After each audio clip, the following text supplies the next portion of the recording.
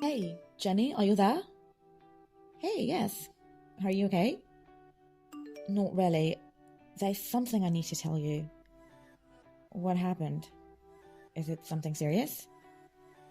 Yes, it is. It's about Jake.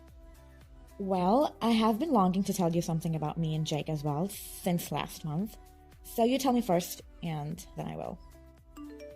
So, I would not have told you about this had it not been that serious. But this time Jake has crossed all the limits. Okay, go on. So, 2 days back, Jake came to our house at night telling us that his car broke down and he needed a place to spend the night. Although I sensed that he was drunk, I still allowed him only because he was your husband. He lied to me. He told me that he will be having some work meetings and after that he will spend the night at the office. Oh my god, I had no idea. Listen to what happened after that. A few minutes later, Susie returned from her classes and as usual was very excited to see her Uncle Jake. So I left the two of them to talk and got busy with the preparations for dinner. You shouldn't have left them alone. When I returned after an hour, I found Jake alone sitting on the couch and Susie was not there. Upon asking, he told me that she went to use the washroom.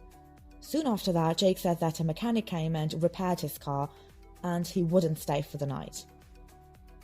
He was done with what he wanted to do, and that is why he wanted to leave as soon as possible. I forced him to stay for dinner at least. He had his dinner and left as soon as possible. Now, once Susie came out of the washroom, she seemed surprisingly quiet. I did not even think that he had an eye on Susie. She was not eating properly or talking to anyone. That sweet little girl had turned awfully quiet, which made me worry about what was wrong with her. So, did she tell eventually? Yes. Today, after asking her a million times, finally she chose to speak. She told me that while I was away, Jake touched some inappropriate places and that she felt really dirty. She trusted Jake so much that she thought these things were nothing wrong, but later on, she realized what had been done to her. She is so traumatized that she fears to go near any man. I'm extremely ashamed that Jake did such a terrible thing to the little girl. I knew him to be a pedophile, but never thought that he would harass his own niece. I apologize to you. I know that whatever I say would not be enough, but please forgive me. And this was the reason that Jake and I got divorced. What? Why? I mean, you both never fought. A couple of months ago, we visited one of his cousin's sister's house. You remember the one I told you about? Yes, I do. By any chance, did he do the same thing with his cousin? No. It was not his cousin, but her 10-year-old daughter. When we went there, I observed that the child was feeling very uncomfortable in his presence. So when everyone had gone, I asked if anything was wrong between him and Jake. Did she tell it right away?